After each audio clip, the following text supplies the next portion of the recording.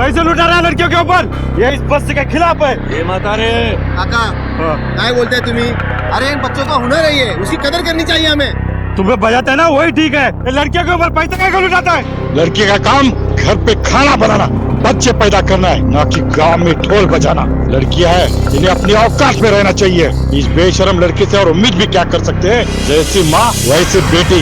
ए माता रे, जास्ती बोलता है तुम्हें। कौन से जमाने की बात कर रहा है रे तू? ये मीना ढोल बजाएगी तो बजाएगी।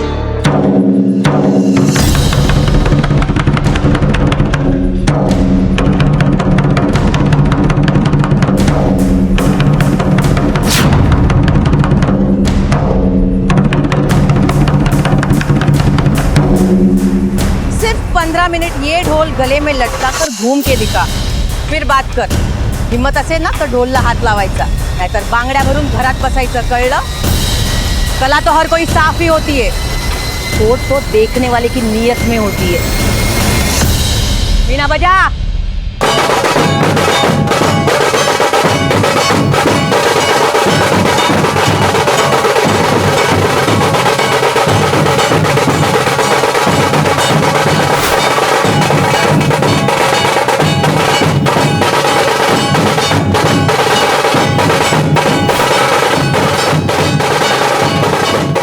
आई मी माई सेल्फ, यानी कि मैं और मैं। कुछ लोग इस मैं में इतने उलझ जाते हैं कि सबसे दूर हो जाते हैं, और एक बार बुरी छवि बन जाती है तो उसे बदलने के लिए कड़ी मेहनत करनी पड़ती है। फिर वो कितने भी अच्छे काम कर ले, फिर से अपने वजूद को बनाने की कोशिश कर ले, लेकिन उनका अक्स उनके सामने आकर खड़ा हो जाता है और अपने ही बुरे कर्म अपने नुकसान का कारण बन जाते हैं। आज का ये केस इंसानी सोच के एक अहम पहलू को उजागर करता है, ऐसे सवाल खड़े करता है जो हमें अपनी सोच बदलने पर मजबूर कर देंगे।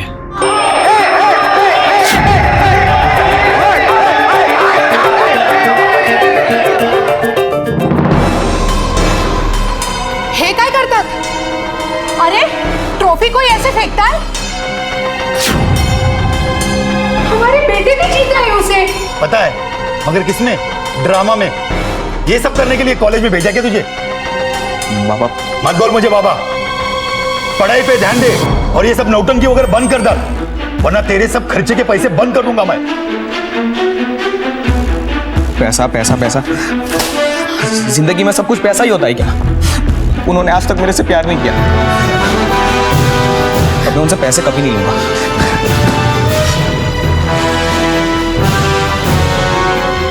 आंटी, आप जाके बाबा को समझाइए, हम सब फ्रेंड्स कौशिक को समझाएंगे।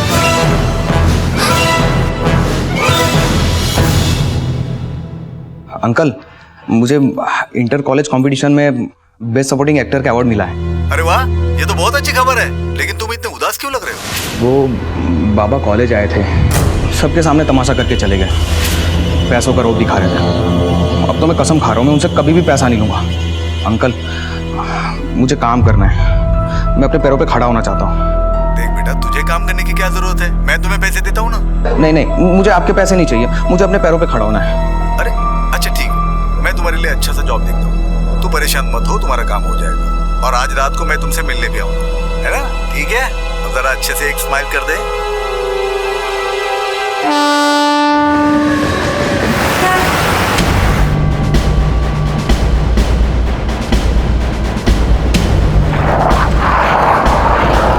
साहेब, मी फोन केलं होतं, एक पुराची लाश पडलेली आहे इधर। बॉडी को पोस्टमार्टम के लिए भेज दो, इसके घर वालों को इन्फॉर्म करो और हॉस्टल में जाके इसकी पूछताछ करो। Okay sir.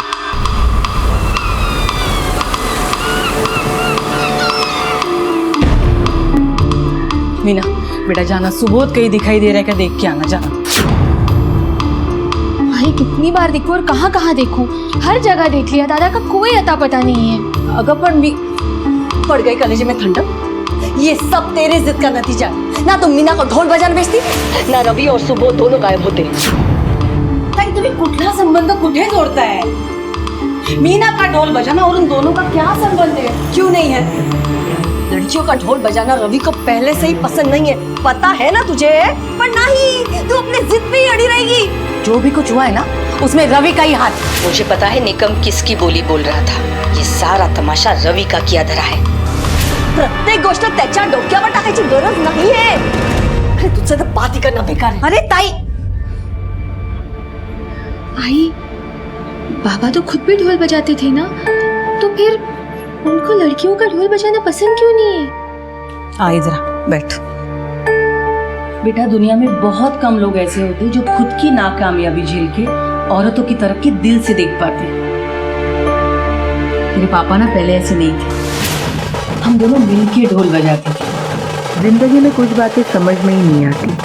तेरे बाबा का व्यवहार भी ऐसे ही है, कभी मेरे समझ ही नहीं आया. रवि जो खुद एक जमाने में अपनी पत्नी प्रज्ञा के साथ ढोल बजाया करता था, आज अपनी ही बेटी मीना को ढोल बजाने से रोक रहा था. कहीं ना कहीं वो एक दोहरा चेहरा लेकर जी रहा था. और वहीं कौशिक जो अपने पिता से परेशान था, उसकी मौत हो चुकी थी. एक होनहार विद्यार्थी कौशिक की हत्या के पीछे किसका हाथ था?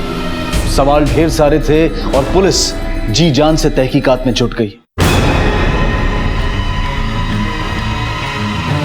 आप बहुत ही अच्छा लड़का था, सीधा साधा नेक, और किसी से कोई दुश्मनी भी नहीं थी. पता नहीं इसके साथ ऐसा किसने किया है. ये तो आप ही बेहतर बता सकते हैं. रात को 10:30 बजे के बाद बाहर जाने की किसी को इजाज़त नहीं होती, पर कभी कभार किसी स्पेशल केस में कोई लड़का परमिशन लेकर बाहर जा सकता है. कल रात को कौशिक गया था बाहर, मैंने सोचा वापस आ गया होगा. कल रात किसके साथ? मतलब माहिती नहीं साहब. कौशिक के जाने के बाद हॉस्टल से कोई बाहर गया या बाहर से कोई अंदर आया? नहीं साहब, ना तो कोई बाहर गया ना कोई अंदर आया. मुझे कल रात से लेकर सुबह तक की सीसीटीवी फुटेज चाहिए. दत्ता, रजिस्टर की कॉपी काढून घ्या.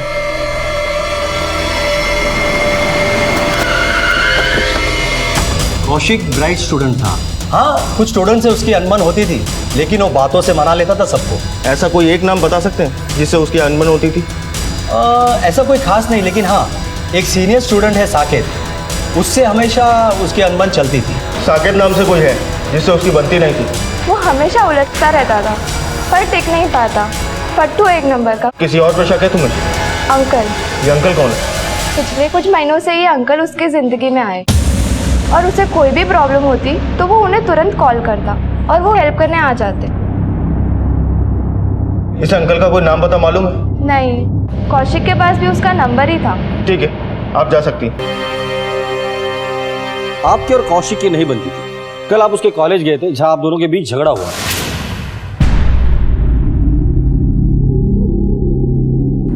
इस बाप बेटे की अनबन नहीं होती साहब. बचपन से लेके आज तक इसकी हर ख्वाहिश हमने पूरी की. साहब, मेरा अपना बिजनेस है. मैं चाहता था वो MBA करे और मेरा बिजनेस आगे बढ़ाए, मगर उसे तो नौटंकी का शौक लग गया था. बस इसीलिए मैं उसे टोकता रहता था साहब. इन दिनों वो किसी अंकल के कांटेक्ट में था. क्या आप लोग जानते हैं ये अंकल कौन है? अंकल? कौन अंकल साहब? हम नहीं जानते किसी. कौशिक के दोस्त से पता चला है कि कोई था जिससे वो बातें करता था. ठीक है, अभी आप जा सकते हैं, लेकिन जाने से पहले आपकी डिटेल्स वहां लिखवा कर जाना.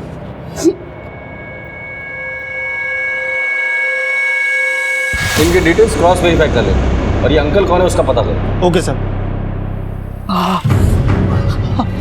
अरे रवि, अरे काय झालंय तुला? लंगडतोस का?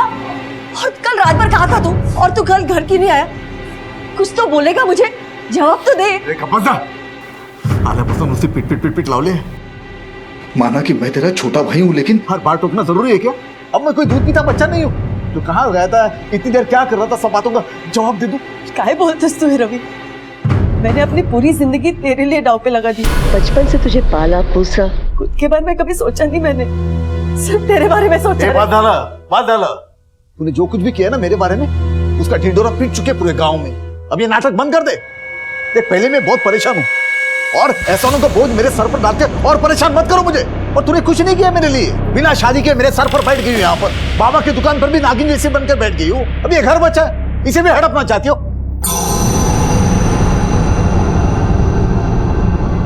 ताई, ताई क्या हुआ? क्या हुआ ताई को? कुछ नहीं हुआ उसको. मर नहीं गई वो. मुझे पहुंचाए बगैर मरेगी भी नहीं वो. कैसे बात कर रहे हो आप? क्या किया है ताई ने? कुछ नहीं किया उसने. जो भी किया तूने किया है. ये ढोल पीटना बंद कर दे. इतनी बार समझाया मैंने तुमको, तुम समझ नहीं पाई. अब तो बस्ती के लोग भी बोलने लगे हैं, अब तो ढोल पीटना बंद कर दो। रवि, मेरा ढोल बजाना मुझे उस वक्त भी पसंद नहीं था और आज भी पसंद नहीं है। ढोल बजाते वक्त तुम्हारा मटकना, तो तुम्हें छूने की कोशिश करना, पैसे उड़ाना, छी, घिन आती थी मुझे इन सब से। रवि, वो मेरी कला का सम्मान था। जो भी हो, आज के बाद तुम और मीना ढोल नहीं बजाओगी, बस। शायद तुम्हारी इसी घटिया सोच की वजह से तुम कभी अच्छे प्रेमी नहीं बन पाए, ना ही अच्छे पति और ना ही अच्छे बाप। मैं क्या कर सकता हूं और क्या नहीं, ये तुम्हें जल्द ही पता चलेगा।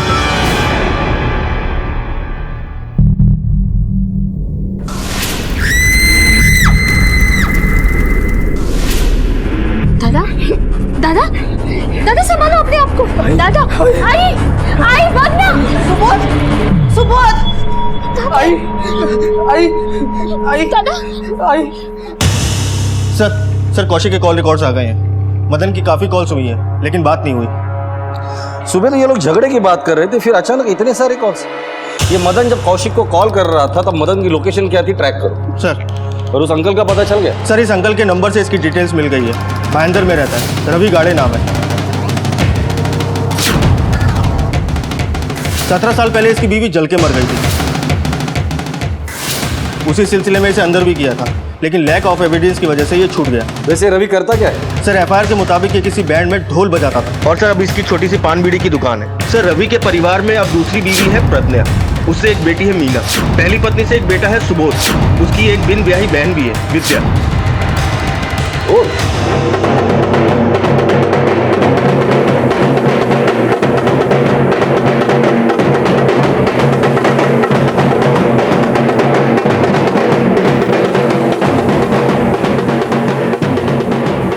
क्या हुआ?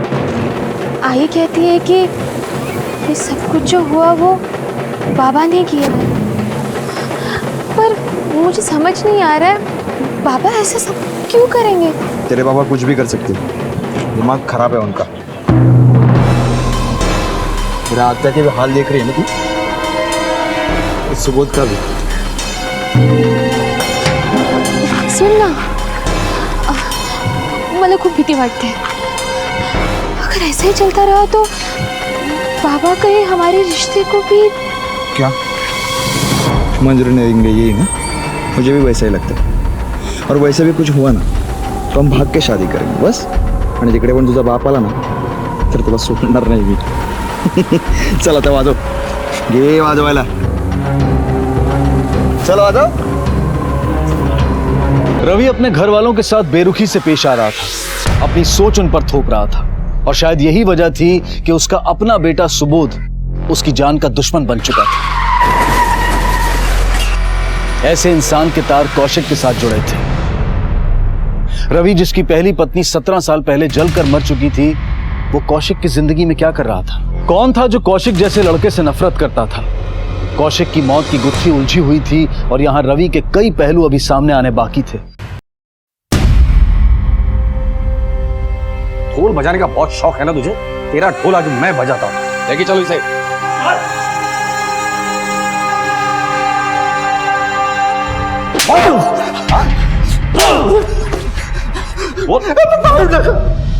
मालूम तका बड़ा था, कौशिक ही नहीं रहा तो मैं जिंदा रह के क्या करूंगा?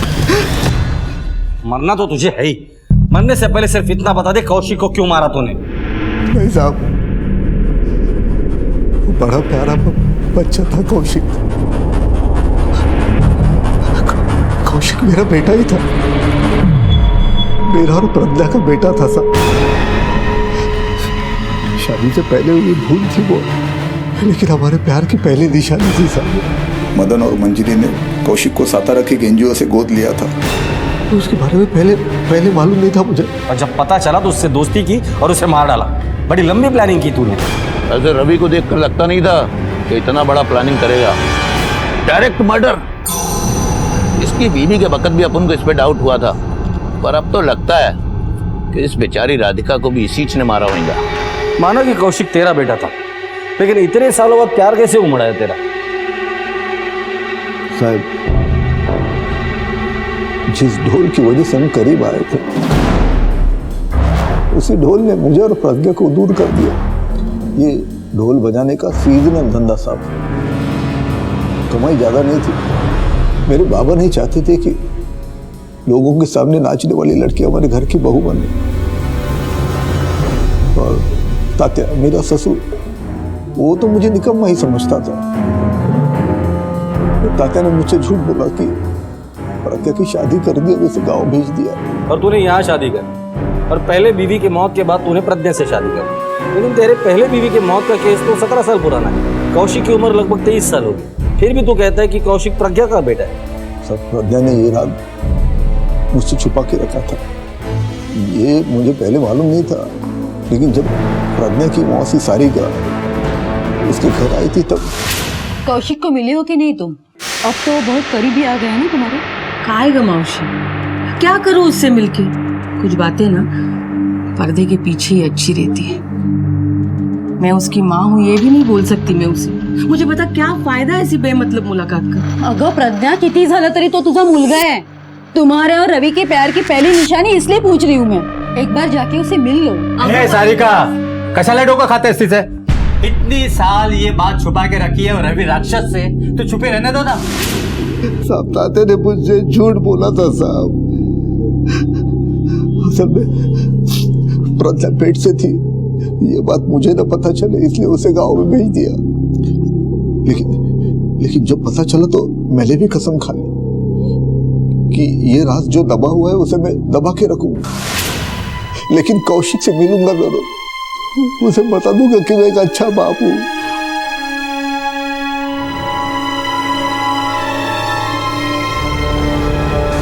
दुनिया को बता दूंगा कि मैं इतना बुरा भी नहीं हूं जितना वो समझते हैं। हाँ, यही भलाई दिखाई ना तूने।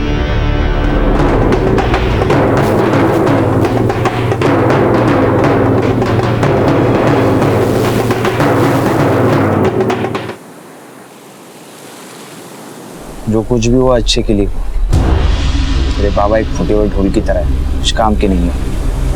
ये अंदर गए तो सबको सुकून मिलेगा। नहीं जग्या, मेरे बाबा खून नहीं कर सकते। देखो, मुझे घुमा फिरा के बोलना नहीं पसंद है, सीधा बोलता हूँ। अच्छा हो गया हमारा रास्ता तो साफ हो गया। नहीं जग्या, मेरे बाबा इतने भी बुरे नहीं हैं। मैं अपनी खुशी के लिए मेरे बाबा की जिंदगी का सौदा नहीं कर सकती।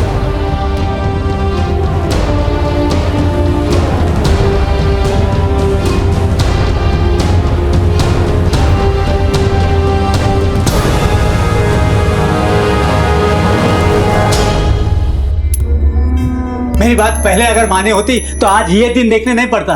उस रवि ने तुम्हारी जिंदगी खराब कर दी। उम्र क्या है तुम्हारी? 17 साल, नाबालिग हो तुम। अगर किसी को पता चल गया कि रवि का बच्चा तेरे पेट में है तो छी थू करेंगे। अब मेरी एक बात सुन, यहाँ से सीधा सतारा जाना है, सारिका मौसी के यहाँ, समझी क्या नहीं? तेरे जाने के बाद उस निकम में रवि ने शादी कर ली। मुझे लगा अब सब कुछ ठीक हो जाएगा, पर नहीं, उसने अपनी बीवी को जलाकर मार डाला। तूने कौशिक के साथ दोस्ती की, उसका विश्वास जीता और खिलवाड़ किया उसकी जिंदगी के साथ। कौशिक और उसके बाप के बीच दरार डालने में भी तू कामयाब हो गया। नहीं साहब, नहीं, उसके पापा से मुझे कोई लेना देना नहीं था। उसके बाद पैसा था, नाम था, लेकिन वो कौशिक को समझ ही नहीं पाया था। कौशिक के मन में उसके लिए नफरत बढ़ गई और मेरा काम आसान हो गया साहब। वो बाबा आए थे, सबके सामने तमाशा करके चले गए। देख बेटा, तुझे काम करने की क्या जरूरत है? मैं तुम्हें पैसे देता हूँ ना, तू परेशान मत हो, तुम्हारा काम हो जाएगा। मेरे और कौशिक के बीच में एक अटूट सा नाता जुड़ गया था साहब। आज मेरे पास गाड़ी है, बंगला है, बैंक बैलेंस है। तुम्हारे पास क्या था? अरे अंकल आप बताओ ना। मेरे पास माँ है, ऐसा। मेरे पास माँ नहीं है, मेरे पास आप हो। मैं बहुत खुश था साहब। कौशिक को मिलने के बाद मेरी जिंदगी बदलने लगी थी। मैं चाहता था कि वो कुछ बने, अपने दम पर बने। प्रज्ञा की आंखों में मेरे लिए भरोसा देखना चाहता था मैं। अगर तुझे अच्छा बाप बन के दिखाना था तो उसके लिए तेरे घर पर तेरे 2 सगे बच्चे भी है, उन पर अपना प्यार चाहता था।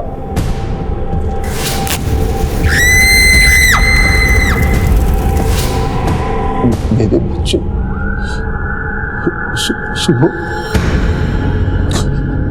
राधिका ने खुदकुशी कर ली, उसका सुबह पर बहुत गहरा असर हुआ ऐसा। वो उसकी और अपने ख्यालों की दुनिया में ही रहता है हमेशा। वो तो मुझे अपना दुश्मन समझता है। कई बार तो उसने मुझे जान से मारने की कोशिश भी की।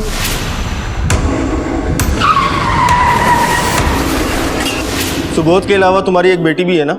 लेकिन वो प्रज्ञा उसे कुछ बोलने नहीं देती साहब। तो ढाल मन के सामने आ जाती है, जैसे कि सिर्फ वो उसकी माँ है और मैं जल्लाद हूँ। साहब यहाँ पर मुझे समझने वाला कोई नहीं है साहब, लेकिन जब कौशिक की बात सामने आई तो मुझे रोशनी की किरण नजर आई थी। लेकिन मेरा कौशिक, मैंने कौशिक को नहीं मारा। फिलहाल तो इसे जाने दो। कौशिक के कॉन्टैक्ट लिस्ट में जितने भी लोग हैं सबके डिटेल्स दिखा दो। ओके। ढोल के 2 सिरों की तरह एक तरफ रवि की इतनी बुराइयां हैं कि हर कोई उससे नफरत करता है,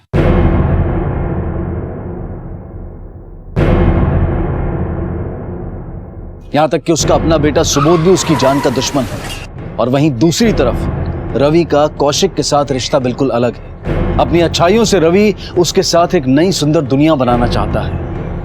क्या रवि महज अपने चेहरे पर अच्छाई का मुखौटा लगाए हुए था, या फिर वो सचमुच बदल रहा था, या फिर अपना वजूद बचाने के लिए किया गया नाटक था जिसके बेनकाब होने की वजह से कौशिक मारा गया था, या ये प्रज्ञा के इतनी बड़ी बात छुपाने के पीछे रवि का आक्रोश था जो कौशिक की हत्या के रूप में सामने आया था, या फिर इस सब के पीछे उसका कोई और ही मकसद था। कौशिक की हत्या का राज अभी तक पर्दों में था, लेकिन इतना साफ था कि कौशिक की मौत से रवि की जिंदगी में तूफान उठ खड़ा हुआ था।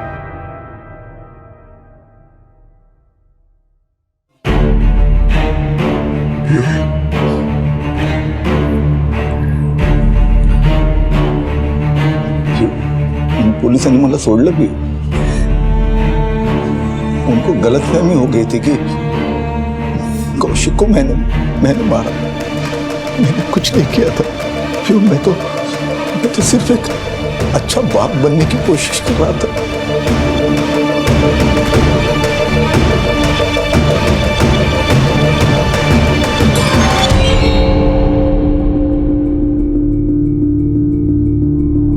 सर, आपका शक सही निकला।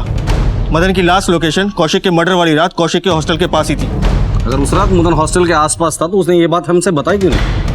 उठाकर लेकर आओ इस मदन को। Okay sir. मैंने कुछ किया ही साहब। मला कशा नहीं काढलं साहब? मार क्यों रहे साहब?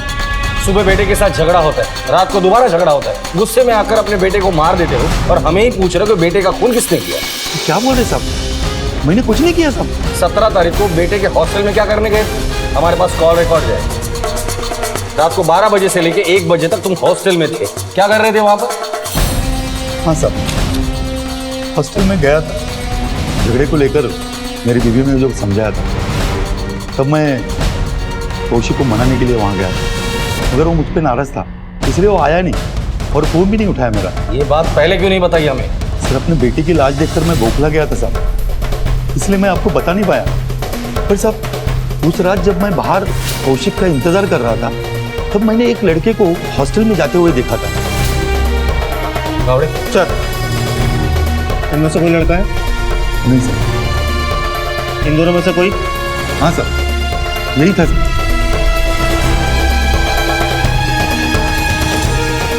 सर, साकेत तो 2 दिन से हॉस्टल में आया ही नहीं। मैंने उसका कमरा बंद कर दिया है। इस साकेत की फोटोग्राफ हर पुलिस स्टेशन में सर्कुलेट कर दो और मुंबई से बाहर जाने वाले सभी रास्ते पर नाकाबंदी लगा दो और एक टीम साकेत के घर पे भेज दो। Okay sir. हेलो, क्या? ठीक है, हम आप पहुंच रहे हैं।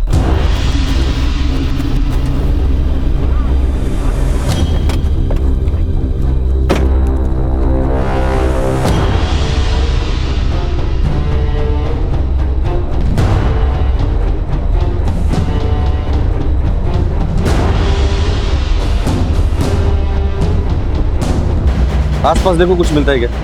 वैसे भी लाश ढोल में मिली, इसका मतलब कोई आसपास वाला ही होगा, और रवि के दुश्मन भी कम नहीं थे। सर लाश को देख के लगता है पूरे जन्म का बदला लिया। पहले इसके बेटे को मारा, फिर इसे। सर इन दोनों के मर्डर में क्या कनेक्शन हो सकता है? कनेक्शन तो जरूर है, और जिस दिन ये कनेक्शन का पता चल जाएगा ये दोनों मर्डर केस सॉल्व हो जाएगा। साकेत का मोबाइल सर्विलेंस पे डालो, इस साकेत का मिलना बहुत जरूरी है। और ये रवि, इसके घर वालों को इन्फॉर्म करो, और रवि के मोबाइल की आखिरी लोकेशन क्या थी ये भी पता करो। Okay sir.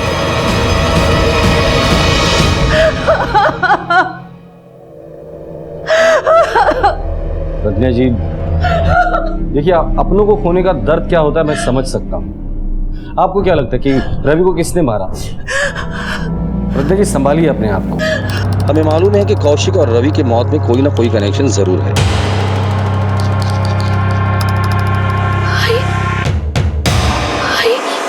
दादा कुछ सापडत नहीं। ये आपके बेटे सुबोध के बारे में बात कर रही है? कहाँ है वो? कुछ पता नहीं, कल रात से घर नहीं आया है। बाप बेटे में झगड़ा हुआ था? नहीं, झगड़ा नहीं हुआ था, लेकिन दादा कोयती लेके पापा को मारने गए थे। मैं छोड़ूंगा। दादा काय करते हो इसे?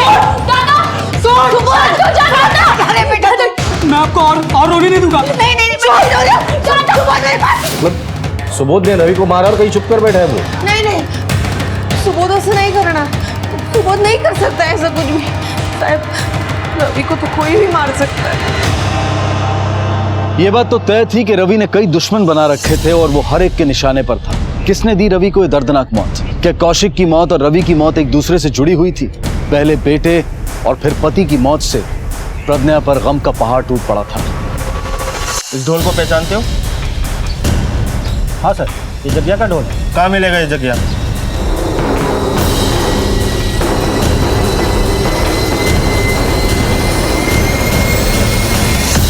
तू लेके चल इसे। सर चल सर क्या हुआ सर? देख क्यों मारे हो सर? ये तेरा ही ढोल है ना? इसी में रवि की लाश के टुकड़े फेंके थे ना तूने? चल अब तेरा ढोल बजाता हूँ। सर वो मेरा ढोल है, लेकिन वो चोरी हो गया था सर। चोरी हो गया था? हाँ सर, मैं अपना ढोल भावेश के गोडाउन पे रखता हूँ। ये भावेश कहाँ मिलेगा? कसून मान चला रे, टाइट कर बराबर। कौन है भावेश? ये है? हाँ सर।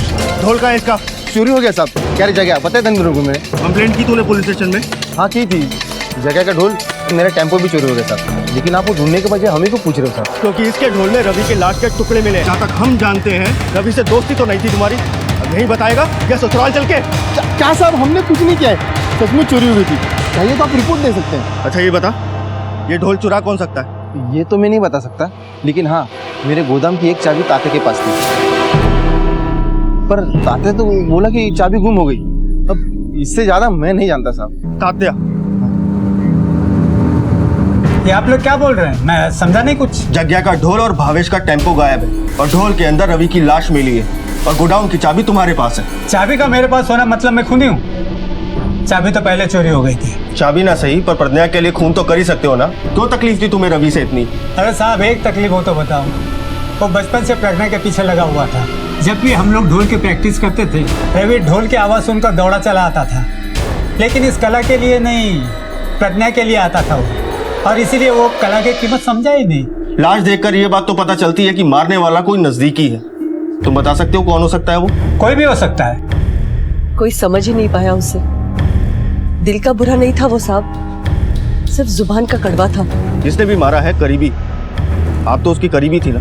आपको पता है कि कौन कर सकता है? सुबोध, जिसने अपनी माँ को जलकर मरते हुए देखा, या फिर प्रज्ञा, जिसने अपने बेटा खोया? प्रज्ञा तो रवि के पीछे पागल थी, वो ऐसा कर ही नहीं सकती। सुबोध का क्या, वो तो गलतफहमी का शिकार है। सर रवि की लास्ट लोकेशन का पता चल गया है। रवि के कॉल रिकॉर्ड ने उसकी आखिरी लोकेशन तो हमें बता दी, लेकिन खुनी ने जगह देखो क्या चुनी है। चारों ओर सन्नाटा है। लेकिन सर एक बात समझ नहीं आई, खूनी ने लाश यहाँ फेंकने की बजाय इतनी दूर ले जाके क्यों फेंकी होगी?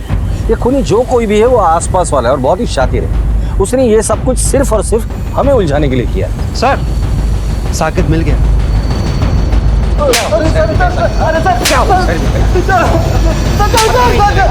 वार्डन और सीसीटीवी को चकमा देकर मर्डर का प्री प्लान बनाया तूने? नहीं सर, ये कोई प्री प्लान मदद नहीं। हॉस्टल से निकलते वक्त अपना फोन हॉस्टल पर छोड़कर आए थे ताकि हमें भी चकमा दे सके। नहीं सर, कौशिक को फॉलो करने के चक्कर में वो वहाँ छूट गया था सर। हाँ फिर आगे? सर कौशिक से मैं जलता था। कौशिक जिस दिन से कॉलेज आया उसी दिन से हीरो बन गया था सर। पूरी बात बता, पूरी बात बता। सर मैं अपने घर से निकालने के लिए जी और मॉल में काम करता था। अचानक वहाँ से मुझे निकाल दिया गया। बाद में पता चला कि इसके पीछे कौशिक और उसके अंकल का हाथ है। चिंता मत करना बेटा, देख मैंने निकट इलेक्ट्रॉनिक्स में तेरे बारे में बात की है। सेल्स पर्सन का जॉब है लेकिन लोग बहुत अच्छे हैं। कल से ज्वाइन कर लो। आज के ज़माने में तो कोई सगा भी इतना नहीं करता जितना आपने मेरे लिए किया। ये बोल के पराया कर रहे हो मुझे?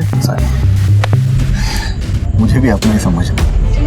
हाँ, ये तुम्हारी जीत की खुशी में कॉन्ग्रेचुलेशंस। बस मेरा गुस्सा फूट पड़ा सर। उसने मेरी पोजीशन ले ली, मेरी नौकरी छीन ली और तो और मेरी। मैंने सोच लिया था कि इस कौशिक का क्या करना है। उस दिन उस अंकल के मिठाई दे के जाने के बाद मैंने अपने रास्ते का कांटा हमेशा के लिए हटा दिया सर। वो अंकल मतलब कौशिक के बाप को क्यों मारा? नहीं सर, मैंने उनको नहीं मारा सर। नहीं मारा सर मैंने उनको। सच बता। मैं सच बोल रहा हूँ सर, मैंने उनको नहीं मारा सर। एक खून तो मैं कर चुका हूँ। उसकी सजा अगर मौत है तो दूसरा खून कबूल करने में मुझे क्या प्रॉब्लम है? कौशिक से अपना बदला लेना चाहता था बस। तुम्हारी पोजीशन चली गई, तुम्हारी गर्लफ्रेंड चली गई, इसलिए मर्डर जैसा संगीन जुर्म किया तुमने। कभी अपने माँ बाप के बारे में सोचा है? अपने दिल पर पत्थर रखकर तुम्हें इतने दूर हॉस्टल में पढ़ाई के लिए भेजते हैं वो लोग। तुमने ना सिर्फ उनका भरोसा तोड़ा है बल्कि अपने साथ साथ उनकी भी जिंदगी बर्बाद की है। आखिरकार कौशिक की मौत की गुत्थी सुलझ गई, लेकिन तहकीकात में जुटी पुलिस के सामने अब भी यह सवाल खड़ा था कि आखिर रवि को किसने मारा, किसकी नफरत ने उसे ऐसी खतरनाक मौत दी।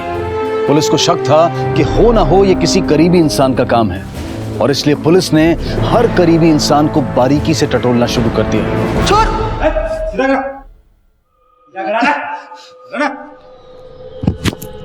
क्यों मारा अपने बाप को? तेरा बाप मर गया, इस बात का दुख नहीं है तुझे? अच्छा वो मर गया, मेरी माँ को मारा था उसने। पुलिस इन्वेस्टिगेशन हुई थी और तेरा बाप निर्दोष था। निर्दोष नहीं था, जब वो चल रही थी तब वो वही था, मैं भी उधर था। उसने कुछ नहीं किया, उसने मारा मेरी माँ को। मार डाला, मेरी आई को मार डाला। अब वो मीना को भी नहीं छोड़ेगा, वो किसी को नहीं छोड़ता, वो आपको भी नहीं छोड़ेगा। सर सुबोध की हालत देखकर लगता नहीं है कि उसने ये मर्डर किए होंगे, वो भी इतने भयानक तरीके से, टुकड़े टुकड़े करके। अगर इसने मर्डर किया भी होगा तो भी लाश को ढोल में भरकर इतने दूर तक लाना इसके बस की बात नहीं। रवि के जितने भी दुश्मन थे, भाविन, जया, तात्या, विद्या, प्रज्ञा, इनमें से किसी की भी मोबाइल लोकेशन मर्डर जहाँ हुआ था वहाँ आसपास थी क्या पता करो। एक एक को कूटो और मुझे सारी इन्फॉर्मेशन चाहिए। Okay sir. उस टेम्पो का पता चल गया? नहीं सर, अभी तक नहीं, लेकिन तलाश जारी है। ठीक।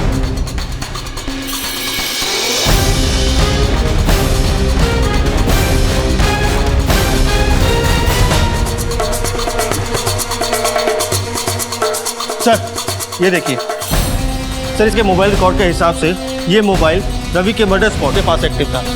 बैक रिकॉर्ड देखते हुए हो सकता है कि ये कारनामा इसी ने किया। अपनी खबरियों को काम पे लगा दो, मुझे किसी भी हालत में चाहिए। Okay sir. बेटा मैं समझा रहा हूँ, कितना रहोगे आप लोग? अब यहाँ रहने से क्या फायदा है? चलो अपने गांव चलते हैं। नहीं दादा, अब यही मेरा घर है।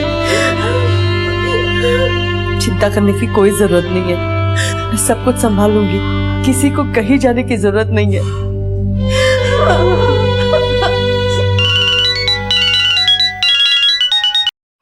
हाँ बोला सर, उसका अड्डा मिल गया है। ठीक है, हम पहुंच रहे हैं।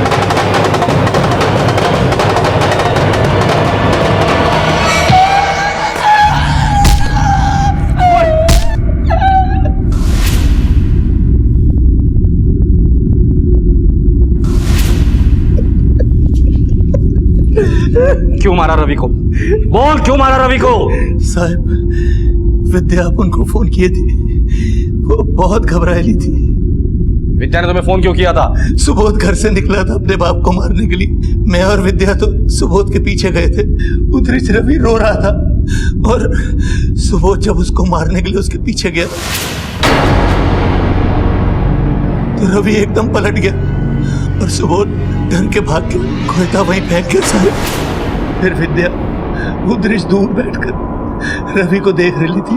फिर अपन को विद्या ने बताया कि रवि ने कैसे उसके साथ इतना टॉर्चर किया। अपन से सहा नहीं गया साहब। फिर अपन ने वही कोयता उठाकर रवि को उधर ही मार दिया साहब। अपन ने टेम्पो भी चोरी किया साहब, और वो जगह का ढोल भी अपन ने चुराया। ये कट्टा झूठ बोल रहा है और किसी को बचाने की कोशिश कर रहा है। जिस तरह से मर्डर हुआ है, लगता है किसी करीबी ने अपनी भड़ास निकाली है। गावड़े, उठाकर लेकर आओ इस विद्या को। हो साहब। साहब रोको साहब, इसमें विद्या का क्या लेना देना साहब? उसका कोई कसूर नहीं। विद्या का लेना देना था या नहीं, ये हम डिसाइड करेंगे। साहब बात सुनो साहब। साहब विद्या ने कुछ नहीं किया साहब, अपन ने मारा ना। क्यों किया आपने इसे? बचपन से लेके अब तक सारी बातें मेरे दिमाग में घूम रही थी। मेरे अंदर का ज्वालामुखी फट गया। मैंने अचानक फैसला ले लिया। एक इंसान की वजह से इतनी सारी जिंदगियां बर्बाद हो रही थी। वो हमेशा यही चाहता था कि उसका परिवार सुखी रहे, खुश रहे। उसकी बदकिस्मती ये थी कि उसका परिवार उसे समझ नहीं पाया। काश आप लोगों ने उसे समझा होता तो आज रवि जिंदा होता।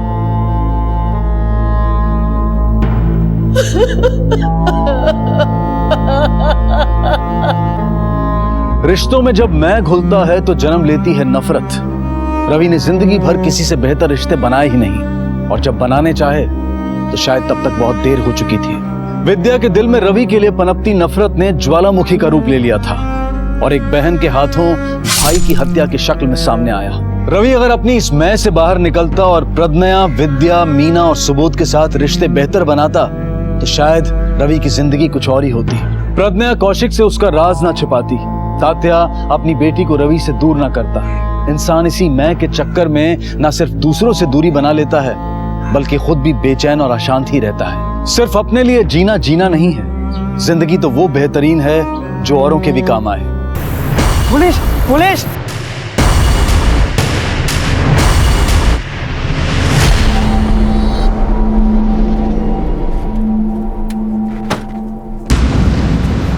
सर ये रहा बैग, चेक करो। सर ये तो बच्चे हैं। शायद कुछ ऐसा मिले जिससे बच्ची की शिनाख्त हो सके। तुमने बैग के आसपास किसी को देखा था क्या? नहीं साहब, किसी को नहीं देखा। सर शिनाख्त करने के लिए तो कुछ भी नहीं है, लेकिन सर बच्चे को बैग में बंद करके फेंकने की क्या वजह हो सकती है? वजह तो कई हो सकती है सिरोही। सर ये बैग तो एकदम खाली है, लेकिन इस पर एक नाम लिखा है, डिंपल तलवार, और पता झज्जर का है। अपने कांस्टेबल को कहो कि बच्ची की फोटो लेकर आसपास के एरिया में पूछताछ करे, शायद कोई इसे जानता हो। और ये भी पता करो कि आसपास के पुलिस स्टेशन में इसकी कोई मिसिंग कंप्लेंट दर्ज है क्या। तब तक इस बैग पे लिखे पते पर दस्तक देते हैं। Yes sir. कौन है ये बच्ची? ये बच्ची डिंपल के बैग में क्या कर रही थी? इस बच्ची का डिंपल से क्या रिश्ता है? और इस छोटी सी मासूम बच्ची को किसने मरने के लिए बैग में छोड़ दिया? क्या ये सब डिंपल का किया धरा है? अचानक कई सवाल खड़े हो गए थे और पुलिस तहकीकात में जुट गई। जी नहीं जी, ये तो यहाँ की ना लागे है। नहीं साहब, इस बच्ची को तो कभी नहीं देखा मैंने। ये डिंपल तलवार का घर कहाँ? सर आगे है। चलो।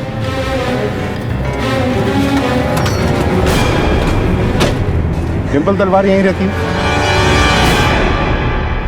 ना जी, हमारी कोई बात ना हुई सर। प्रैक्टिस में होगी वह, आज फोन करेगी। आप डिंपल की बहन हैं? हाँ जी सर, मेरे पापा जी उसके मामा हैं। आपकी भी उससे कोई बात नहीं है? नहीं सर, हमारी तो कोई बात नहीं। वो हमारे पास फोन नहीं है ना। पर बात क्या से? अब ऐसे पूछताछ क्यों कर रहे हो? अच्छा डिंपल पंचकुला कैसे गई थी? पर टैक्सी से गई थी, स्टैंड से बुलाई थी टैक्सी। सिरोही, इनसे डिंपल का नंबर लेके तुम भी ट्राई करो और एथलेटिक एकेडमी में फोन करके पूछो कि डिंपल वहां पहुंची या नहीं। नंबर बताइए। और सिंह, टैक्सी स्टैंड से टैक्सी ड्राइवर को थाने लेकर आओ। Okay sir. साहब आपकी बातों से मेरा जी घबरा रहा है। क्या बात है? आप कौन? मैं मासी, 15 सालों से इस घर में रह रही हूँ। डिंपल हमारे हाथों पली है। ये बैग को पहचानते हैं आप लोग? ये तो डिंपल का है, अपने साथ ले गई थी। कहाँ मिला? अहरी गांव के कूड़ेदान से। वह तो पंचकुला से बिल्कुल अलग है जी। और इस बैग में डिंपल का सामान नहीं, बल्कि 1.5 साल की लड़की थी जिसे मरने के लिए फेंक दिया गया था। मगर वो जिंदा है। इस बच्ची को पहचानते हैं आप लोग? ना। अच्छा, डिम्पल शादीशुदा थी या किसी से कोई प्यार व्यार का चक्कर? ना जी ना, वो तो अभी बच्ची है, खेलने कूदने की उम्र से है उसकी। जी क्या बोल रहे हो साहब? हमारी लाडो कोई ऐसी वैसी लड़की ना है। सर हमारी जीजी का गोल सेट है, लड़कों वड़कों में इसका कोई ध्यान ना से। 205, 206, 207, 208, 209, 210। क्या हुआ तन्ने? क्या ताड़ रहे से? छोरी कभी देखी ना से क्या? अरे लड़की तो बहुत देखी है, लेकिन थारे जैसी लड़की पहली बार देखी है जो इतना अच्छा रस्सा टापती है। तू बड़ी मस्त है, तू मेरी गर्लफ्रेंड बनेगी। बापू ने अभी नई नई मोटरसाइकिल खरीद के दी है, थारे को दिल्ली घुमा के लाऊंगा। चल गर्लफ्रेंड तो मैं थारी बन जाऊंगी, लेकिन एक शर्त से हमारी। अरे बोलना, तेरे लिए जान भी हाजिर है। मेरी तरिया 100 रस्सा टाप के दिखा लगातार। बोल मंजूर है? मंजूर है।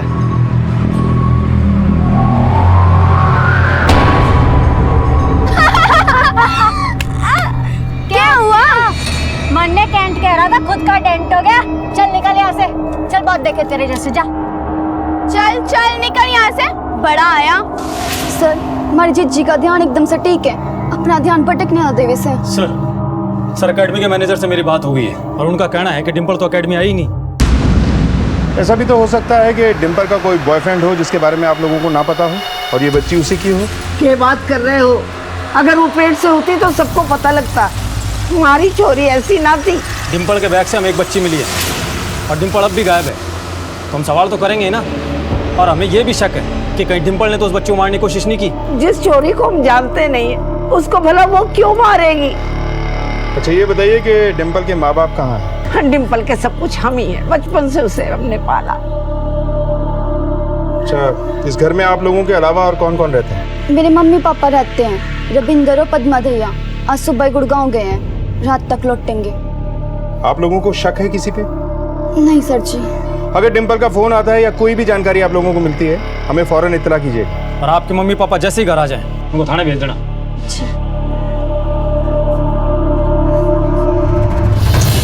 सिरोही, मुझे लगता है कि डिम्पल के बारे में इसके घर वाले जरूर कुछ ना कुछ छुपा रहे हैं।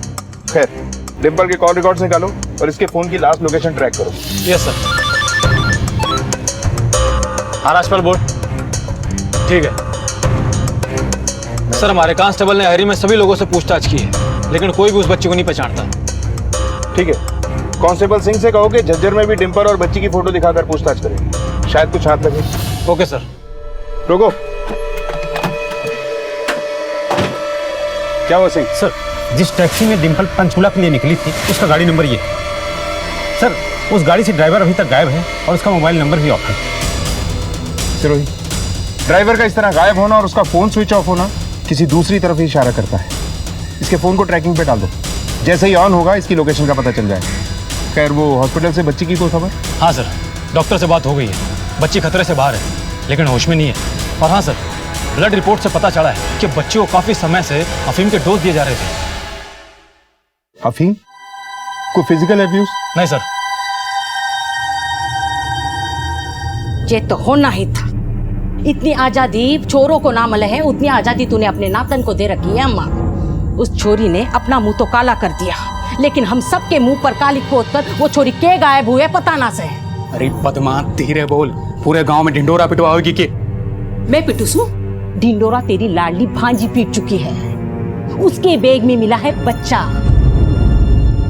वो अब तक पंचकूला ना पहुंची है। पुलिस वालों ने तो पूरे गांव में पूछताछ कर ली होगी उस छोरी की।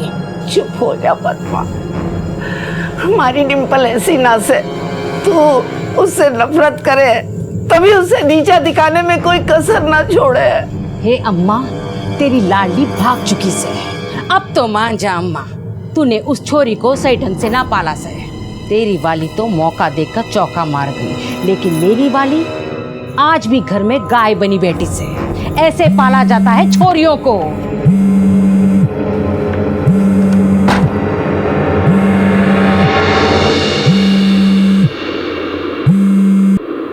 हेलो, हाँ सुन, अभी बात ना कर सकती हूँ, सब घर पे हैं और अगर किसी को पता चल गया ना तो बहुत बुरा होगा। अब तक डिंपल का एक बेबाक और सीधा किरदार पुलिस के सामने आया था। डिंपल ना तो गलत बोलती थी और ना ही उसे गलत सुनने और देखने की आदत थी। तो फिर आखिर ऐसी लड़की के साथ क्या हुआ? जो लड़की अपने करियर को लेकर इतनी संजीदा थी, वो अचानक कहां गायब हो गई? उस बच्ची के साथ भी डिंपल का रिश्ता अभी साफ नहीं हो पाया था।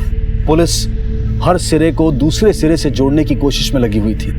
साहब, हमारी माँ ने आपको डिंपल के बाप और भाई के बारे में इसलिए ना बताया क्योंकि हमारे जीजा को डिंपल तो कभी चाहिए ही ना थी, बल्कि हमारी बहन की मौत के बाद तो उसने डिंपल को कतई मरने के लिए छोड़ रखा था। इसलिए 15 साल पहले ही हमारी माँ डिंपल को उसके बाप के घर से जबर से उठा के ले आई थी। चल मेरे घोड़े टिक टिक टिक, चल मेरे घोड़े टिक टिक टिक, चल मेरे घोड़े टिक टिक, चल मेरे घोड़े टिक टिक टिक, चल। अरे सनी, ये क्या कर रहा है? हट। डिंपल। नानी। हाँ हाँ मेरा बच्चा, छोरी है तेरी। चोरी ना बो जाइए। अरे खिलौना समझ के खेल रहा तो क्या हुआ? कुछ ना कुछ तो काम आ रही है, वरना क्या करूंगा इसका? क्या बोल रहा है तू? हैं? मेरी छोरी की छोरी है, नानी हूँ इसकी। तेरे लिए बोझ है? ठीक है, मैं इसको ले जा रही हूँ। रविंदर, ले पकड़ इसको। पर अम्मा, इसको अभी? अरे तू मामा है, समझा कि नहीं? ये ले सनी, तेरे लिए लाई थी गिफ्ट, लेके चल। चल। के बताए साहब, खुर्रात छोरी है वो, चीती की तरह भागे है और चीती की तरह लड़े भी है वो। अब आप ही बताइए, ऐसी छोरी को अपनी घर की बहू बनाएगा कौन? सबकी बात तो छोड़ो साहब, उसका अपना सगा भाई भी उसे धमका कर गया था। उसे भी ना पसंद था उसका इधर उधर भागना। कहाँ जा रही है? प्रैक्टिस करने। ए रुक, बहुत हुआ तेरा खेल कूद। अब गांव की बाकी छोरी तरह चूल्हा चौका कर। ये खेल कूद से तेरे खसम का पेट न भरेगा। बड़ी चिंता हो रखी है थाने हमारे खसम के पेट किया। आज तक तो भाई का कोई फर्ज निभाया नहीं है थाने। चल मैं तो जा रही हूँ। मैं नहीं, बाबा की फिक्र है। अब तेरी शादी की उम्र हो रही है। जाके कह दे अपने बापू से तेरी शादी की फिक्र करे। मैं तो दौड़ूंगी, चैंपियनशिप भी जीतूंगी। मुझसे पंगा ना ले, समझी? ये छोटे कपड़े पहन के ना गांव के छोरों के सामने घूमेगी ना तो ये अच्छी लड़कियों लक्षण ना है। और इस बार तू ना मानी तो इस बार कुछ बड़ा ही होगा। क्या करेगा तू? मारेगा? चल आज तो मैं भी देख लूं, आज तो फैसला होके रहेगा। रोक सके तो रोक ले मने। मैं तो जा रही हूँ। ए डिंपल, इस बार देखता तू कैसे दौड़ती है। तुझे तो ना छोड़ूंगा। सिरोही, रविंदर और पद्मा की बातों से तो ऐसा लगता है कि विजेंदर और सनी ने डिंपल को एकेडमी जाने से रोकने के लिए या तो उसे किडनैप किया है या फिर उसे। डिंपल की कॉल ट्रेस हो गई। 14 मार्च को 3 बजे उसका फोन अहरी में था, लेकिन उसके बाद उसका फोन ऑफ हो गया। सर इसका मतलब तो ये है कि डिंपल पंचकुला जा ही नहीं रही थी। या कोई जबरदस्ती उसे अहरी ले गया? उस टैक्सी ड्राइवर का कुछ पता चला? सर उसका फोन अब भी स्विच ऑफ आ रहा है। डिंपल का अहरी जाना और उसके बैग में वो बच्ची का मिलना महज एक इत्तेफाक नहीं हो सकता। क्या डिंपल पकड़े जाने की वजह से छुप रही है या उसकी जान को कोई खतरा है? दोनों ही हाल में इन दोनों का रिश्ता सवालिया निशान है। ऐसा क्या राज हो सकता है जो कोई इस बच्ची की जान लेने की कोशिश कर रहे हैं?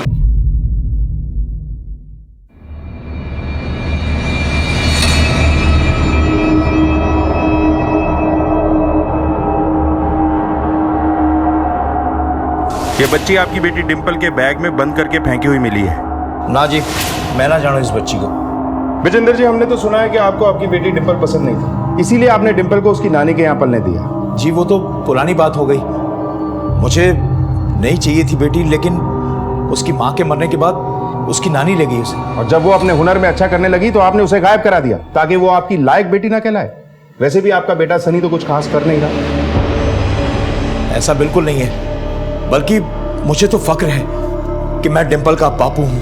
पूरे झज्जर में जब धूमें मचती हैं तो छाती चौड़ी हो जाती है।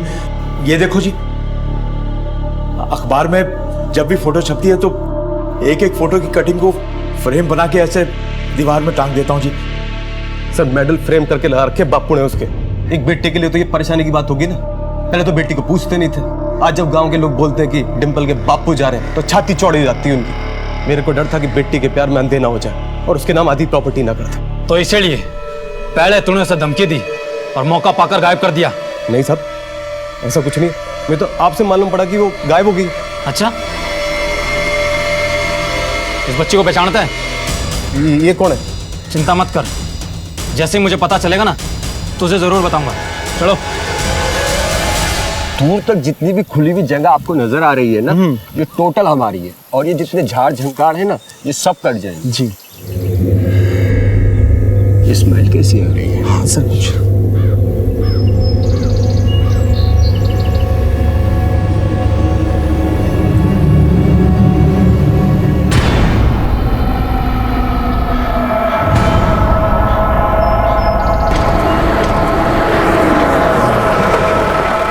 आइए आप देखिए क्या है वहां पे।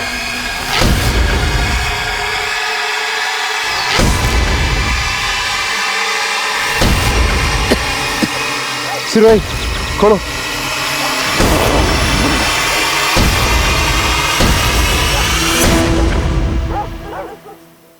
सर कहीं ये डिंपल की लाश तो नहीं? लाश तो काफी बुरी तरह से सड़ चुकी है, शनाख्त करना भी मुश्किल होगा हमारे लिए। आसपास अच्छे से सर्च करो। सर बात कुछ समझ में नहीं आई। पहले बच्ची बैग में मिली और फिर अब तक बैग में मिली बच्ची का रहस्य और गुमशुदा डिंपल की खोज में निकली पुलिस टीम को डिंपल की मिली लाश ने हैरान कर दिया। उसकी लाश ने इस केस में कई सवाल खड़े कर दिए जिनका जवाब ढूंढ पाना इतना आसान नहीं था। शक की सुई डिंपल के भाई पर थी, लेकिन पुलिस को अब भी किसी पुख्ता सबूत की तलाश थी। आखिर क्या रिश्ता था डिंपल का उस बच्ची से, और किसने डिंपल को इतनी बेरहमी से मारकर उसके ही बैग में डालकर फेंक दिया था। डिंपल और इस बच्ची की डीएनए जांच कराओ। पता करो कि ये बच्ची डिंपल की बेटी है या नहीं, और डिंपल की पूरी फैमिली का कच्चा चिट्ठा चाहिए मुझे। ऐसा कौन है जो दोनों की जान का दुश्मन है? और हाँ, पता करो कि 14 मार्च को डिंपल के परिवार में से कौन कहां पर था, और इनके पड़ोसियों से भी वेरीफाई करो। Yes sir. सर डिंपल का मोबाइल टैक्सी स्टैंड से हरी रोड पे जाके स्विच ऑफ हो गया था, और उस टैक्सी ड्राइवर का अब तक कोई सुराग नहीं मिला है। सर कहीं ऐसा तो नहीं कि वो बच्ची टैक्सी ड्राइवर की हो और लूटपाट के चक्कर में तीनों को मार दिया गया हो?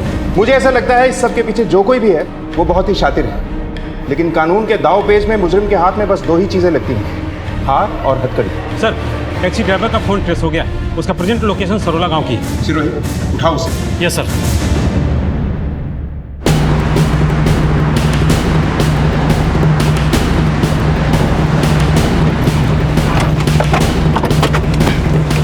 अरे भाई साहब, ये जो आपके गांव में कैब ड्राइवर रहता है वो कौन है?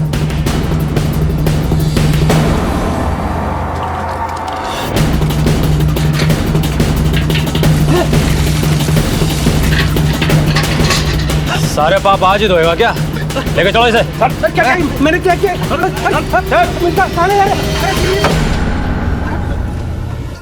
मारो साहब, मत मारो। मैं बताता हूँ साहब, बताता हूँ साहब। मैं सच बोल रहा हूँ, ना तो मैं उस बच्ची को जानता हूँ और ना ही मैंने उस लड़की को मारा साहब। मत मारो साहब।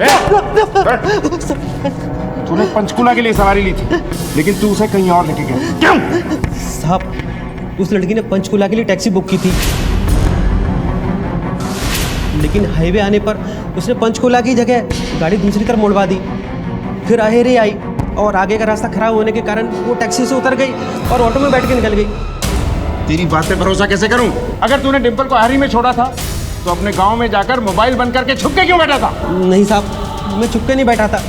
अहरी के पास ही मेरा गाँव था, तो मेरे मन में लालच आ गई कि मैं कुछ दिन गाँव में रुक जाऊँ, इसलिए मैंने अपना मोबाइल फ़ोन भी बंद कर दिया था, क्योंकि ग्राहक भी बार बार परेशान करते हैं तो उन्हें मना करना पड़ता है। जैक तू ये बता, अगर डिंपल को तूने हरी में छोड़ा था तो वहां उसकी फोटो दिखाने पर किसी ने उसको पहचाना क्यों नहीं? हाँ, वो इसलिए साहब कि वो ऑटो में बैठने से पहले उसने अपना चेहरा पूरी तरह से ढक रखा था।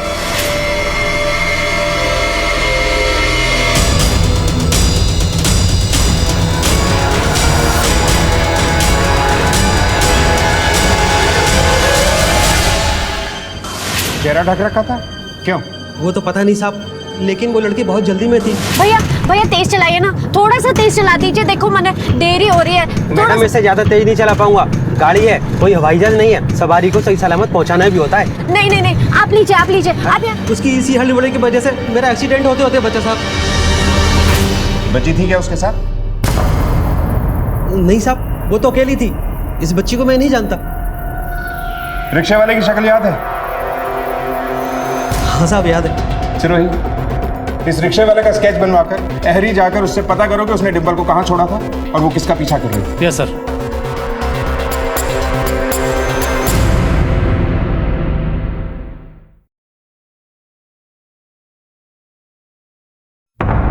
आप इंस्पेक्टर चौधरी जी को इन्फॉर्म कर दीजिए, बच्ची स्टेबल है और अगली पूछताछ के लिए वो उनसे मिल सकते हैं।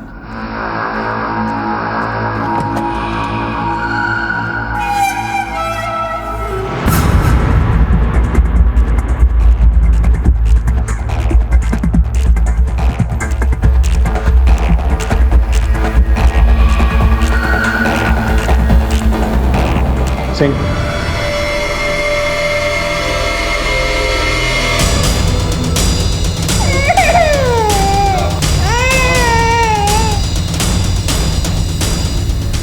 ये हमारी डिम्पल की छोरी ना सर, कोई गलत फहमी हुई है। ये बच्ची तो बिल्कुल हमारी लाडू जैसी लागे है। जब लाडू छोटी थी बिल्कुल ऐसे ही लगी थी, वही गोल गोल गाल, वही चुलबुली आंखें, ये मेरी लाडू ही है। ना ये छोरी हमारी डिम्पल की छोरी ना सर, हमारी डिम्पल तो चली गई। दरोगा साहब, हमारी डिम्पल को कौन मार रहा है, उसको पकड़ के लाओ। हमारी डिम्पल। सिंह जी, डिम्पल और बच्ची का डीएनए टेस्ट करवा के रिपोर्ट मैच करो। दूध का दूध और पानी का पानी हो जाएगा। Okay sir.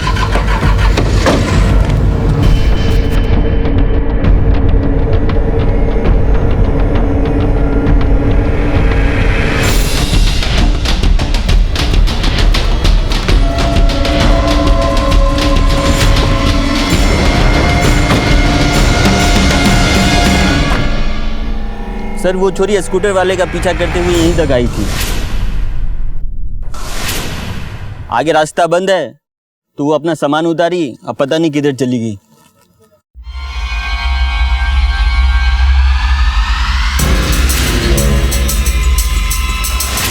इसी जगह तो हमें डिम्पल की लाश मिली थी, और इतने जंगल में तूने उस लड़की को अकेला छोड़ दिया। अरे साहब, रास्ता बंद है, वो अपना सामान उतारी और पता नहीं किधर चली गई।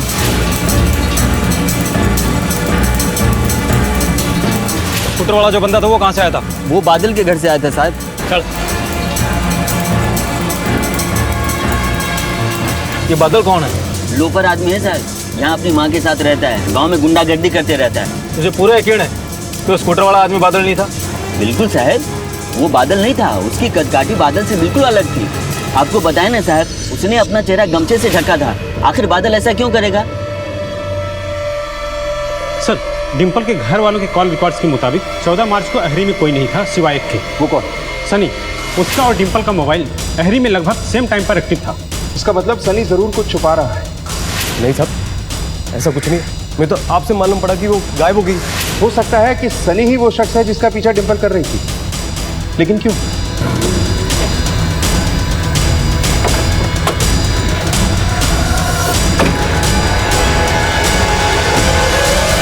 सर, हम यहीं पे रुके थे जब वो आदमी बादल के घर में गया।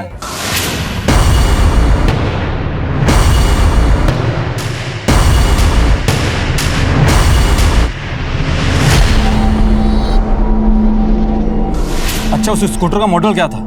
मतलब कौन सी कंपनी का था?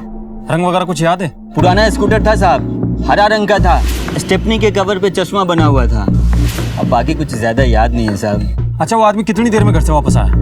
यही 5 से 7 मिनट में वापस आ गया, लेकिन बहुत हड़बड़ी में था साहब। मैडम बोली पीछा करो, तो मैं पीछा करने लगा।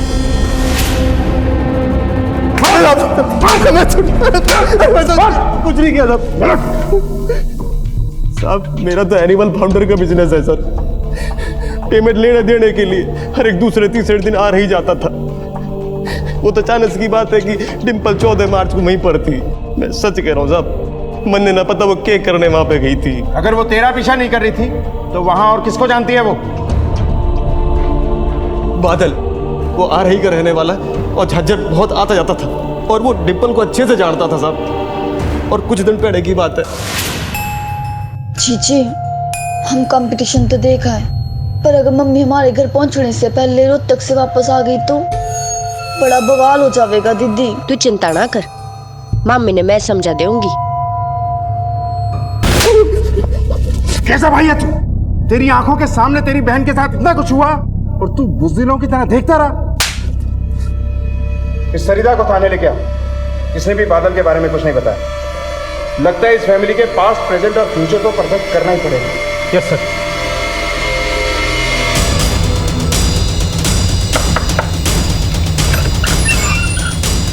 बादल घर पे है? वो तो घर ना है, पर क्यों हुआ थानेदार साहब? पूरे घर की अच्छे से तलाशी लो। सर। अरे साहब, क्या बात है? अरे साहब, बादल कहाँ गए और घर कब तक आएगा? वो तो कब आवे है कब जावे है, मैंने तो कुछ पता ही नहीं है। पर बात क्या है? इन्हें पहचानती हैं आप? या गांव में कभी देखा हो आपने इन्हें? जी ना जी, मैंने तो ना देखा है। हमें बादल की फोटो और उसका मोबाइल नंबर चाहिए। जी वो तो लेकर आइए।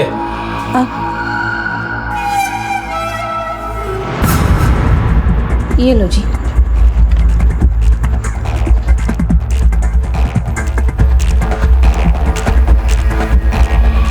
सर, यहाँ आइए।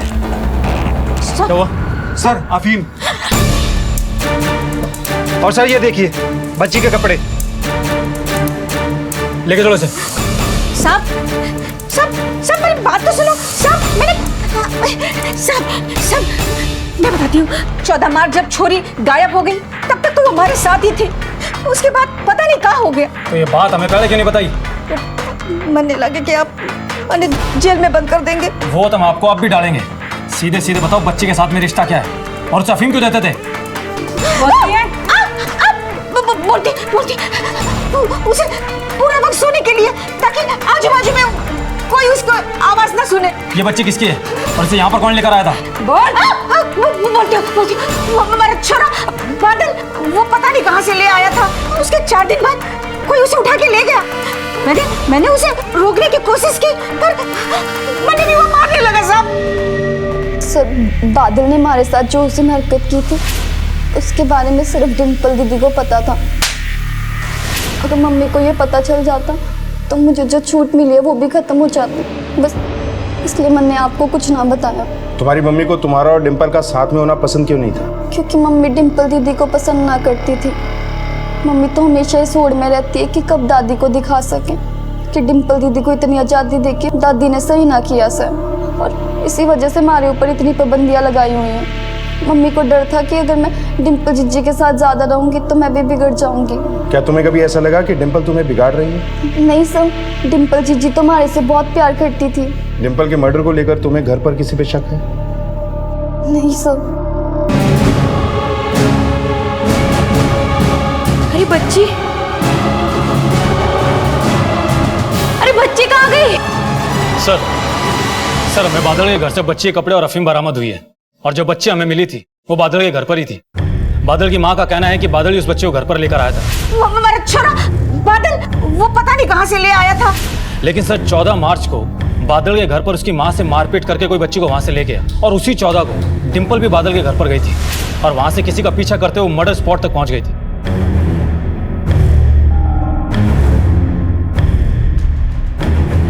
सर लेकिन बादल अब भी गायब है, लेकिन हमने आसपास के गांव में सभी खबरों को एक्टिवेट कर दिया है। पोस्टमार्टम रिपोर्ट के हिसाब से डिम्पल की मौत 14 मार्च को शाम 5 से 6 बजे के बीच पीठ और पेट में किसी धारदार हथियार के वार करने की वजह से, और डीएनए रिपोर्ट के हिसाब से भी डिम्पल और इस बच्ची में कोई रिलेशन नहीं। सर ये तो बहुत ही अजीब बात है, दोनों के बीच में कोई भी रिश्ता नहीं है, फिर दोनों एक साथ कैसे थी? सिरोही, इस स्कूटर वाले आदमी को ढूंढना बहुत जरूरी है, और साथ में इस बादल को भी।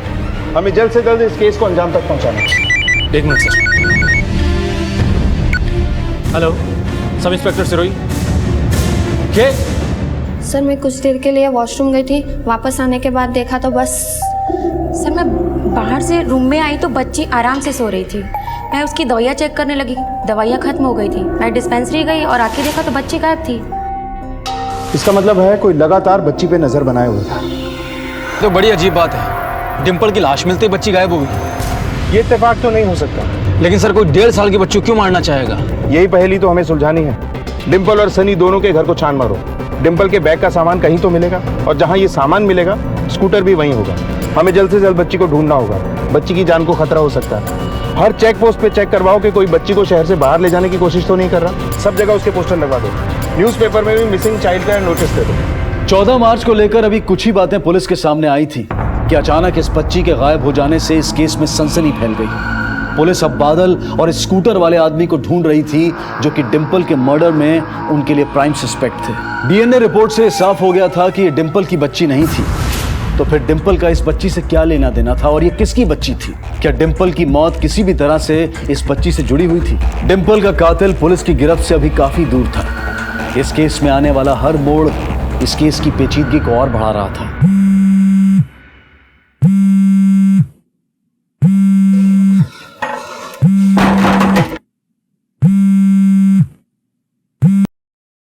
हेलो, हाँ जल्दी बोलो, क्या बच्ची? क्या कर रहे हो साहब? हम कोई मुजरिम थोड़े ना जो हमारे घर की तलाशी ले रहे हो साहब। ठीक है, मैं बात करती हूँ, ठीक है, बाय।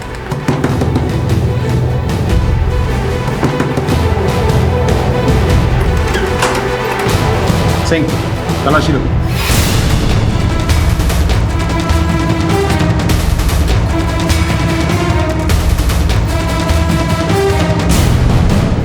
सर,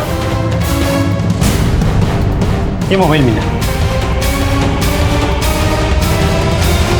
वो हमारे पास फोन नहीं है ना। वो फोन इस साल दीदी ने मुझे हमारे जन्मदिन पर गिफ्ट किया था। घर वालों को उसके बारे में कुछ नहीं पता था, क्योंकि अगर मम्मी को पता चलता तो वो अलाउ नहीं करती। तुम्हारे फोन पर किसी इदरीस नाम के लड़के के बहुत कॉल्स हैं। क्या माजरा है ये? 2 महीने पहले फ्रेंड रिक्वेस्ट भेजी थी उसने मुझे। हमारी चैट होनी शुरू हुई, उसके बाद हमने मिलने का प्लान बनाया। सरिता, यू क्या कर रही है तू? यो सब करने के लिए तूने फोन दिया था क्या? की बकवास करियो आप? प्यार करो मैं इदरीस से। प्यार करती है? हाँ, और तू आज के बाद सरिता के तो क्या इस मोहल्ले के आसपास भी मन रहा है ना तो तेरी टांगे काट के तक तेरे घर भिजवा दूंगी। हाँ चल निकल। और तू मामी का कहा सच करवाएगी और मेरी नाक कटवा देगी। उस दिन के बाद मैं कभी इदरीस को नहीं मिली। दीदी ने अकेडमी जाने से पहले मेरा फोन वापस दिया, यो कहकर कि वो मुझे रोज फोन करेंगी। दीदी के जाने के बाद मैंने फिर से इदरीस को कॉल किया, बात करने की कोशिश की, पर कभी बात नहीं हुई। कहाँ मिलेगा ये इदरीस? सर मुझे नहीं पता है। गांव में हमारे जो टेलर मास्टर है उनका भांजा है, कभी कभी दिल्ली से आता है। इसकी फोटो है फ्रेंड्स बुक पे? नहीं सर, उसने दिल्ली गेट की फोटो लगाई है। उठवा के लाओ इस मामा के भांजे को।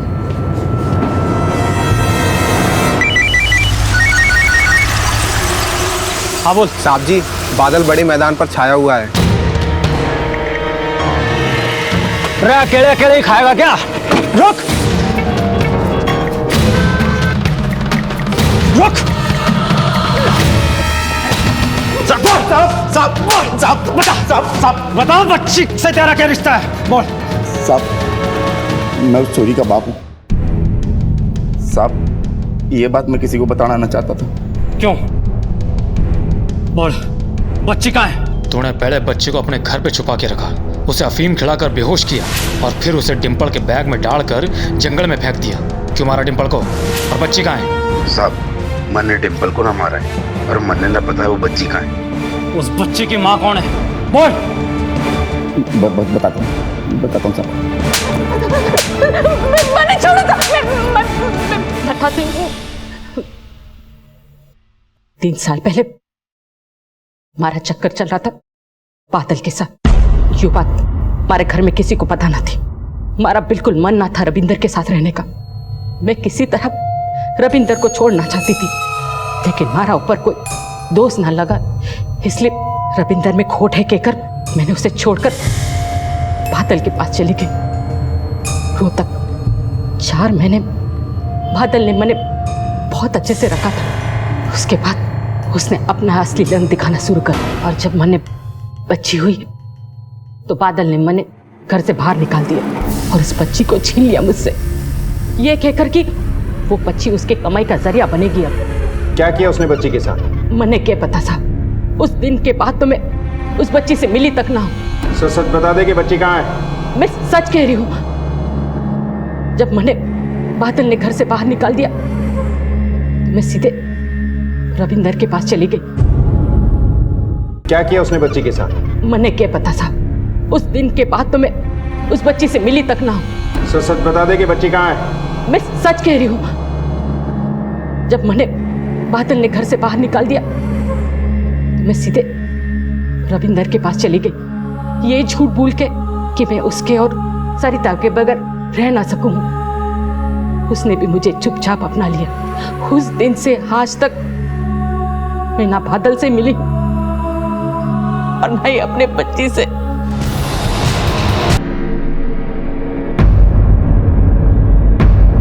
ये तो वही स्कूटर है जैसा रिक्शे वाले ने बताया था। ये देखिए ना, इसमें निशान भी है। पुराना स्कूटर था साहब, हरा रंग का था, स्टेपनी के कवर पे चश्मा बना हुआ था। इसका स्कूटर है ये। शादी में ससुराल वालों ने दिया था, कई सालों का इस्तेमाल भी नहीं किया, यहीं पड़ा रहता है। थाने ले चलो sir. Okay sir.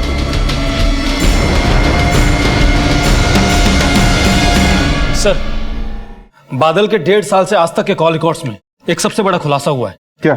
Sir, Padma सही कह रही थी। बादल और उसके बीच में 1.5 साल से फोन पर कोई भी बात नहीं हुई है, लेकिन एक नंबर है सर जिस पर हर महीने 2 से 3 कॉल लगातार होते रहे। किसका नंबर है? रविंदर दहिया का।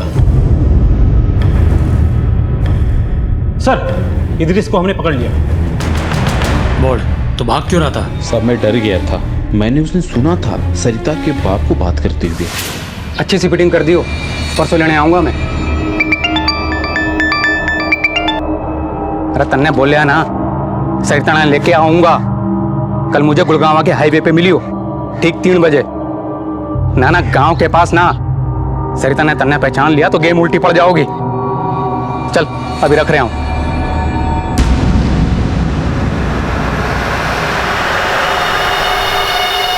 मुझे लगा सरिता का बाप उसे कहीं बेचने जा रहा है, इसलिए मैं जाकर डिम्पल, सरिता की जो बड़ी बहन है, मैंने उसको सारी बातें बता दी सर। अच्छा किया जो तन्ने मैंने बता दिया। मामा इतना गिर सकता है। तू फिक्र ना कर, कल मैं पंचकुला जा रही हूँ ना, इसी बहाने निकल कर मामा का पीछा कर लूंगी। बता, तू सरिता के साथ क्या करने वाला था? सब मैंने कुछ नहीं किया। अगर कुछ नहीं किया तो हर महीने की 10 से 14 तारीख के बीच में तेरे बैंक अकाउंट से 50,000 रुपए क्यों निकल जाते थे? और इन दिनों अपनी बीवी के पुराने आशिक के साथ फोन पर खूब बातें हो रही थी। और तेरे जीजा का पुराना खटारा स्कूटर 14 मार्च को वो बादल के घर के बाहर देखा गया, जिस पर तेरे फिंगरप्रिंट थी। फिर भी कह रहा है मैंने कुछ नहीं किया। सच सच बता दे, वरना ऐसा उगलवाऊंगा कि जिंदगी भर झूठ नहीं बोल पाएगा। सब बताता हूँ सर। ये सच है कि मैं अपने जीजा का वो पुराना स्कूटर उसके घर से चुपचाप लेके गया था, क्योंकि मैं जानता था सर कि वो उसका इस्तेमाल ना करते और उसके ना होने का उन्हें पता भी ना चलेगा, और ही मैं अपना कोई सबूत भी ना छोड़ना चाहता था। इसलिए मैं अपना मोबाइल भी अपने घर छोड़ के गया था सर। बादल को क्यों फोन करता था? 1.5 साल पहले बादल ने मुझे उसके और पद्मा के नाजायज संबंध के बारे में बताया, और उनसे पैदा हुई बेटी का वीडियो भी दिखाया था साहब। तो साहब उसने मुझे धमकी दी थी कि अगर मैंने उसको पैसे नहीं दिए तो वो ये राज ना पूरे गांव के सामने खोल देगा। बस साहब वो घर परिवार की इज्जत बचाने की खातिर मैं चुपचाप उसे हर महीने पैसे देता था साहब। तो इस बार ऐसा क्या हुआ कि सीधा उसके घर चला गया तू? इस बार वो मेरी बेटी सरिता को अपनी अयाशी के लिए मांग रहा था साहब। सरिता लेके आऊंगा। कल मुझे गुड़गांव के हाईवे पे मिलियो। साहब मैंने उसे गुड़गांव हाईवे पे इसलिए बुलवाया ताकि जब मैं उसके घर पहुंचूं तो बादल वहां ना मिले और उस फसाद की जड़ बच्ची को मार के वहीं किस्सा खत्म कर दूं। लेकिन बच्ची को गांव के कूड़ेदान में क्यों फेंका? मैंने सोचा था कि बच्ची ने देख के गांव वाले उसे पहचान लेंगे और उसको मारने के इल्जाम में बादल फंस जाऊंगा। सर, बच्ची मिल गई है। आपने हॉस्पिटल से बच्ची को क्यों उठाया? क्योंकि इंस्पेक्टर साहब, इस बच्ची में मणे मारी डिम्पल दिखाई देती है। डिम्पल के चले जाने के बाद हमारा जीवन एकदम सूना हो गया था। मैंने सोचा इस बच्ची को पाल लेंगे तो हमारे जीवन का सूनापन भर जाएगा, इसीलिए मैंने बच्ची उठाई। कमो, तू बड़ी भोली है। इंस्पेक्टर साहब, हमारी डिम्पल ने इस बच्ची की जान बचाने के लिए अपनी जान दे दी। अब इस बच्ची को हम लोग गोद लेना चाहते हैं। हम दोनों मिलकर इसे पालेंगे। हाँ, सही बात है। डिम्पल के सपने हमेशा से ही बड़े थे, लेकिन उतनी ही छोटी थी रविंदर और बादल की सोच। बादल के लालच और रविंदर के गुस्से की वजह से आज डिम्पल इस दुनिया में नहीं है। एक होनहार खिलाड़ी का करियर और जिंदगी शुरू होने से पहले ही बर्बाद हो गई। पद्मा ने अगर सारा सच रविंदर को बता दिया होता तो बादल की हिम्मत ही नहीं होती कि वो इस मामले का फायदा उठाए। रविंदर ने अपने आप को बदनामी से बचाने के लिए न जाने क्या क्या किया। किस्मत से वो बच्ची जिंदा बच गई और उसी वजह से इस केस का सच सबके सामने आ पाया। मुजरिम चाहे जितनी भी कोशिश कर ले, जितना दिमाग इस्तेमाल कर ले, लेकिन देर सवेर जुर्म की गुत्थी खुल ही जाती है। अब मैं अनूप सोनी आपसे विदा लेता हूँ। फिर मुलाकात होगी अगले एपिसोड में एक और चौंका देने वाले केस के साथ। तब तक अपना और अपने परिवार का ख्याल रखें और देखते रहें क्राइम पेट्रोल डायल 100। सबक एक को सीख हम सबको। जय हिंद। क्राइम पेट्रोल के और भी दिलचस्प कहानी देखने के लिए हमारे चैनल को सब्सक्राइब करें और बेल आइकॉन दबाना न भूलें।